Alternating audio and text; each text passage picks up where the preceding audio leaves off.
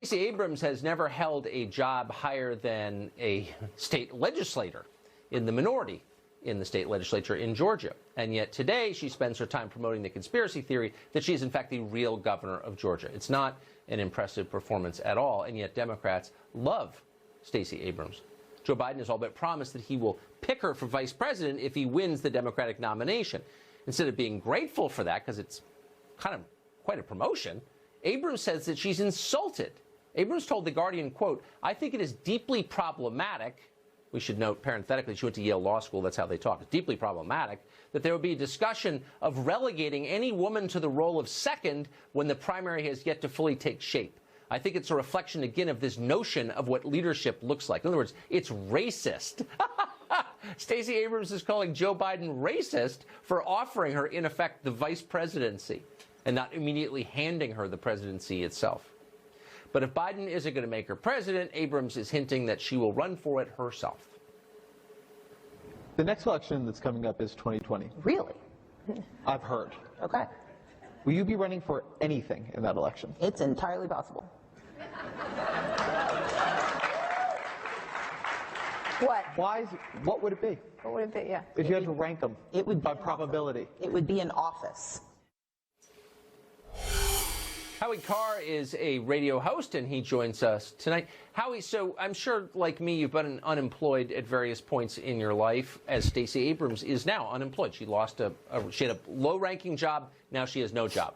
And she has been all but offered the role as vice president on the party's ticket, and she's offended. Would you be offended if, when you were unemployed, someone said, "Hey, come run as vice president with me"?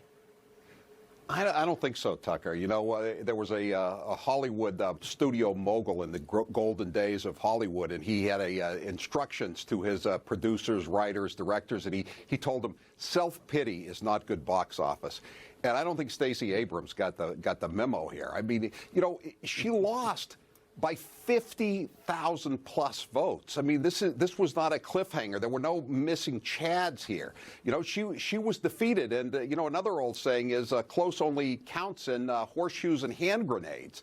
And she can't seem to get over the fact that she lost. I know, Tucker, that Abraham Lincoln was defeated for statewide office in 1858. He came back and won the presidency in 1860. But I don't see lightning striking twice again for Stacey Abrams. Didn't she write an op-ed piece or something last year when she was running that she owed over $200,000 in student loans, credit card debt, back taxes? I mean, shouldn't she be paying off some of these debts? I mean, you know, stop complaining and get something done. It's racist to offer her the vice presidency. Unbelievable. But lest you think she's the most unimpressive figure in the 2020 political landscape, think again. New York Mayor Bill de Blasio is struggling to qualify for the Democratic debates. So just like Abrams, he's throwing a temper tantrum. Not letting him on the debate stage, he says, this is my favorite line of the year, is an attack on America's greatest strength, diversity. A lot of candidates and a lot of people are concerned about those September rules. Yeah, the September rules, they double the number of donors to 120,000. Which is a huge number. Yes. And look, I appreciate the impulse, but I think we have to ask the question, is this going to limit debate and limit the diversity of the field and limit the options for voters in a way that's unhelpful? We have to be careful going forward because this is the most diverse field in every sense we've ever had in the history of the Democratic Party. That's a beautiful thing. Howie, would keeping Bill de Blasio out of the debates reduce their, quote, diversity? Tucker, some people need to realize how lucky they are. If Anthony Weiner, a.k.a. Carlos Danger, doesn't start sexting in the summer of 2013, Bill de Blasio is unemployed. That's the only way he won the race for mayor. Yeah. He was an also-ran candidate. He's nothing. He was a glorified city councilor in New York who grew up in Cambridge, Massachusetts, and now he thinks he's this great statesman. I mean, the whole city's fallen apart.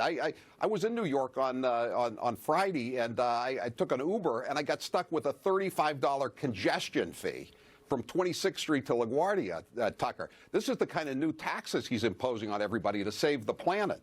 And he could be the worst mayor I've ever seen in New York City. I've been around, in New England my whole life reading. I think he's worse than Dinkins. He's worse than Beam. He may be even worse than John V. Lindsay back in the 60s and 70s. Yeah. And you'd think he'd be just trying to, get out from under that burden of being the worst mayor ever. But no, he's running around Iowa, making a fool out of himself, appearing in front of zero crowds. I don't think it bothers him. I think he's shielded by his own low IQ. He doesn't even know what's happening. It must be nice. He's content And he in the lives way in your Gracie dog is. Mansion, too. He lives in Gracie Mansion, and he has a police escort over to work out in the gym in Brooklyn every morning. Yep. And he blows off 9/11 Marijuana smoke commemoration rising from his ceremonies. And, quarters. right. And he blames when he misses these meetings, he blames his staff. He's a real Great piece Howie of Carr. work. Certainly is. Great to see you tonight, Howard. Thank you. Thank you, Tucker.